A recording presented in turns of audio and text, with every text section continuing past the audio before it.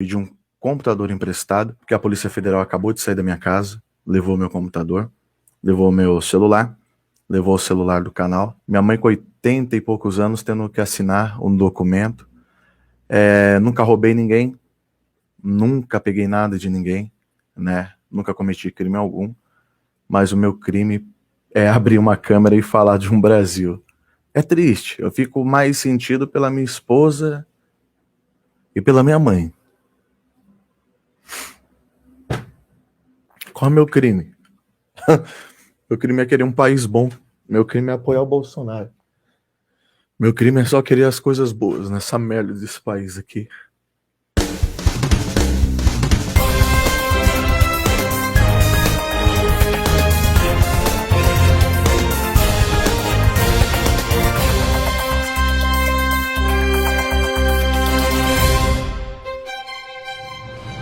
E apoiadores do presidente Jair Bolsonaro sob ataque. Infelizmente, gente, o Brasil vive com a sigla STF, Supremo Tribunal Federal, em evidência. E isso não é bom. Enquanto o STF predominar nos noticiários, enquanto ministros do STF forem famosos e conhecidos por suas decisões polêmicas, temos sempre um péssimo sinal para o nosso país. Sinal de que algo está errado. Aliás, eu pergunto a você que nos assiste em outros países, Estados Unidos, Japão, Alemanha, Itália, França, enfim, como é aí? Você vê todos os dias algum ministro da Suprema Corte deste país presente, aparecendo no jornal, reconhecido aí nos aviões, no meio público, enfim? Eles são verdadeiros astros da imprensa, estão toda hora lá, no canal de televisão, no jornal, enfim. É assim que funciona na Suprema Corte Americana, nos Estados Unidos, na Itália, no Japão, na França, na Polônia, onde quer que você esteja. Será que isso é coisa só do Brasil? Como é aí? Pode deixar no seu comentário, nos contando como é a realidade neste país onde você vive atualmente. Que os demais poderes ou estão errando ou estão sendo desrespeitados, seria o sinal dessa evidência do STF sempre marcando presença na imprensa. Hoje, tudo no Brasil está girando ao redor do Supremo Tribunal Federal. Aliás, nem é de hoje, tem um bom tempo já. E veja agora uma sucessão de notícias comprovando isso, começando para demonstrar que essa centrífuga de atenções que se tornou o STF está sugando os apoiadores do presidente Jair Bolsonaro. A Polícia Federal deflagrou a nova Operação Lume, com base no inquérito do Supremo Tribunal Federal sobre a suposta organização e financiamento de atos antidemocráticos. As diligências foram solicitadas pela Procuradoria-Geral da República e autorizadas pelo ministro Alexandre de Moraes, do STF. É evidente, toda essa pressão do STF, a Procuradoria também tem que agir de alguma forma. Além do deputado federal Daniel Silveira, de membros da cúpula do Partido Aliança pelo Brasil e do jornalista Alan dos Santos, vários youtubers também foram alvos de mandados de busca e apreensão. Entre os alvos da PF estão Emerson Teixeira, mais conhecido como Professor Opressor, Alberto Silva, do canal Giro de Notícias, Fernando Lisboa, do canal Vlog do Lisboa, Adilson Dini, do Ravox Brasil. Os 4 alvos da PF integram um grupo autodenominado Youtubers de Direita. Eles já foram recebidos até pelo presidente Jair Bolsonaro no Palácio do Planalto, em Brasília, em julho de 2019. 21 mandados de busca e apreensão foram cumpridos em 5 estados e no Distrito Federal. Enquanto isso, o ministro do Supremo Tribunal Federal, Gilmar Mendes, sugere a criação de um órgão de fiscalização de fake news no âmbito do Congresso Nacional. Durante um seminário online de Faculdade Privada de Brasília, Mendes disse que o órgão deveria ter o poder, inclusive, de retirar do ar conteúdos que entenda impróprios.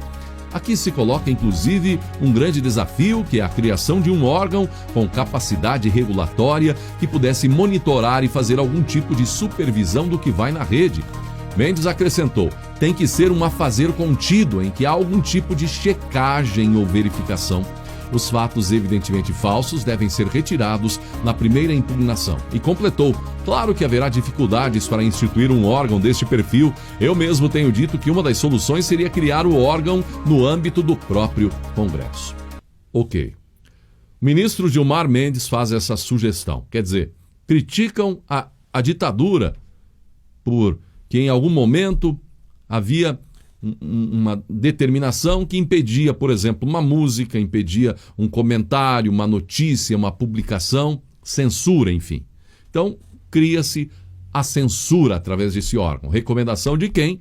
De um ministro do STF. Um segundo ponto. Sinceramente, nós brasileiros não entendemos do que o STF diz, o que é fake news. Afinal de contas, fake news é criticar um ministro do STF? Criticar um político é fake news? Qualquer que seja a crítica? Então, os ministros precisam estabelecer, sei lá, Congresso criar uma lei e dizer o que é fake news e o que é verdade. Porque se dizer a verdade, se tecer uma crítica, é considerado um fake news, uma fake news, uma ofensa, tecer uma crítica com a verdade, uma ofensa à democracia, uma ofensa aos ministros, então paramos. Acabou a liberdade. É preciso estabelecer o que é fake news neste país para os senhores ministros do STF. Sob pena de qualquer brasileiro, como eu ou como você que está nos assistindo, através de um comentário na internet, um trabalho, uma notícia, você ser condenado por fake news, pelo simples fato de ter dito a verdade.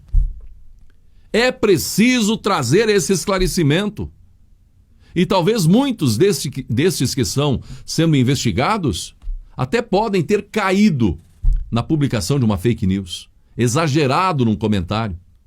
Mas é preciso esse esclarecimento, porque muitas vezes, e certamente aí nesse inquérito, muito do que está sendo considerado fake news não passa de verdades ditas por brasileiros corajosos.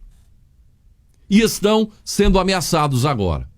Então, uma sugestão, senhores ministros, senhores deputados, senhor Rodrigo Maia, é preciso tornar claro o que vocês que fazem as leis, que estão aí com inquérito,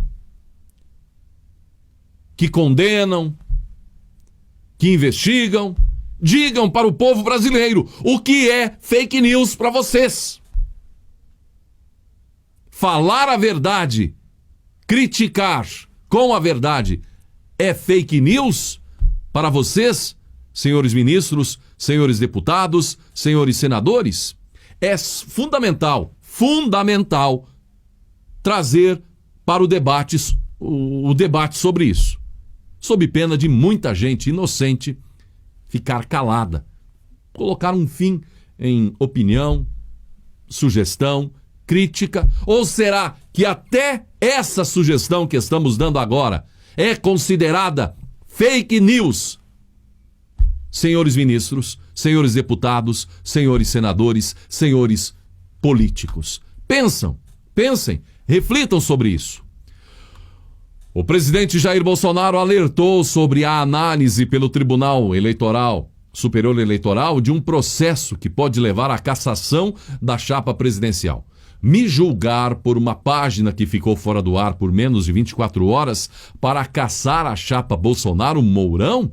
É inadmissível isso aí. Isso, no meu entender, é começar a esticar a corda. É começar a alimentar uma crise que não existe da nossa parte. Como vou dar golpe se já sou o presidente da República? Questionou o presidente Jair Bolsonaro. Como você pode ver, o Brasil está girando ao redor do STF. E agora até do TSE. Isso sinaliza que algo realmente errado está acontecendo. Com todas essas polêmicas, quando esses ministros, 11 ministros, estão, de fato, trabalhando pelo Brasil? com todo esse esforço de inquérito contra apoiadores de Bolsonaro, contra Weintraub, contra o que foi dito em reunião ministerial, aí na questão da saída do Moro, contra o próprio presidente, que horas Alexandre de Moraes e Celso de Mello pensam no Brasil? Quando o STF e seus ministros vão sumir das páginas dos jornais, quando nós não conhecermos mais quem são os integrantes dessa Suprema Corte, então o Brasil terá entrado em uma nova era e na realidade, aqui na realidade do povo brasileiro, nós vamos sentir isso com mudança de qualidade de vida para todos nós. Porque hoje é uma aberração o que está acontecendo. O pastor Silas Malafaia passou vários dias divulgando que soltaria um vídeo bombástico. E ele soltou. E, na opinião dele, essa predominância do STF no cotidiano do Brasil tem um motivo. Silas Malafaia afirmou: o STF está dando golpe no Brasil. Segundo ele, não é Bolsonaro nem os militares. É o STF que está dando golpe. E ao declarar isso, o próprio pastor Silas Malafaia não escondeu a possibilidade de que, pelo que ele falaria, o STF poderia até decretar sua prisão. Ou seja, está se sentindo ameaçado. A que ponto chegamos? E Amazonas ficou em evidência com o elevado número de perdas pela pandemia. Isso em abril, maio. Vimos que o governo federal centralizou então esforços, encaminhou equipamentos, providenciou mais profissionais, além das ações do próprio estado, dos municípios. O Ministério da Saúde esteve em comitiva em Manaus, inclusive, quando ainda o ministro era o Nelson Teich, e outras ações continuam sendo encaminhadas. Agora o ministro da Saúde, o general Pazuello, tem dado aí uma ampla atenção ao estado. Agora a ministra Damares direcionou esforços e também sua atenção para Manaus, ficando 2 dias com várias pautas em prol da vida, como ela mesma relatou em Manaus. E já estou em Manaus, fico 2 dias aqui. Aqui a pauta é extensa. Nós vamos desde o sistema prisional, vamos ter reuniões com o secretário de Segurança, vou ter trabalho também com os conselheiros tutelares, vamos acompanhar como é que está a violência contra a criança em tempos de pandemia. Vou ter pauta com abrigos de idosos, vamos inclusive visitar abrigos. E amanhã nós vamos ter aqui um trabalho espetacular de entrega de cestas básicas para a comunidade indígena. Vai estar comigo o FUNAI, Secretaria Nacional de Saúde Indígena, junto com a CONAB. Então, 2 dias de muito trabalho com uma agenda muito extensa. Acompanha aí a gente, bora lá. É todo mundo cuidando de todo mundo. O valor bruto da produção agropecuária deve registrar em 2020 um crescimento de 8,5% na comparação com 2019 e chegar a 703,8 bilhões de reais, segundo dados atualizados em maio pelo Ministério da Agricultura, Pecuária e Abastecimento. Segundo o coordenador-geral de avaliação de políticas e informação da Secretaria de Política Agrícola do MAPA, José Garcia Gasques, o resultado recorde foi obtido graças à safra de grãos estimada em 250,5 milhões de toneladas, bem como aos preços agrícolas e ao desempenho favorável de algumas lavouras, como o café e a cana-de-açúcar. Segundo a Conab, as exportações acumuladas de soja de janeiro a maio bateram recorde para o período, chegando a 48 milhões de toneladas. O leite é um dos poucos que tem sido mencionado como um dos que está sendo afetado pela pandemia do novo coronavírus. Olha, gente, tem que tirar o chapéu para o agricultor brasileiro. Sempre, sempre o nosso reconhecimento. A crise está aí e a nossa agricultura, o nosso agronegócio, o trabalho do homem do campo segurando o Brasil e seguramente será um dos pilares para o país sair forte dessa crise. O ministro da Economia, Paulo Guedes, enfatizou que o governo federal não pode ser chamado a cobrir todas as contas de governos regionais em meio à pandemia. Em videoconferência, ele declarou: a União é uma viúva que não pode ser explorada por todos, disse Paulo Guedes. E continuou: empurrar todas as contas para a União é uma covardia dessa geração com filhos e netos. Guedes ainda avaliou que a pandemia é como uma bomba biológica que levou o país a uma situação aguda de emergência fiscal. A pandemia é o verdadeiro cisne negro, é uma bomba biológica. A calamidade pública produziu caso particularmente agudo de emergência fiscal. O ministro, no entanto, demonstrou entusiasmo com o futuro econômico do Brasil no pós-pandemia. Paulo Guedes tem uma firme convicção de que o Brasil vai ficar mais forte. Vamos superar a crise de saúde e a crise econômica. Vamos prosseguir com nossas reformas e a economia vai surpreender, garantiu mais uma vez o ministro da Economia, Paulo Guedes.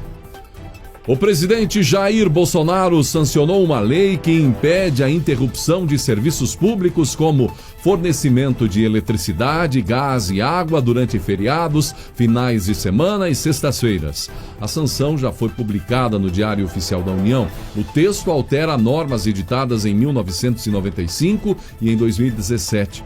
Com as novas regras, as empresas deverão comunicar ao consumidor de que o serviço será desligado em virtude de inadimplência, assim como o dia a partir do qual será realizado o desligamento, necessariamente durante o horário comercial.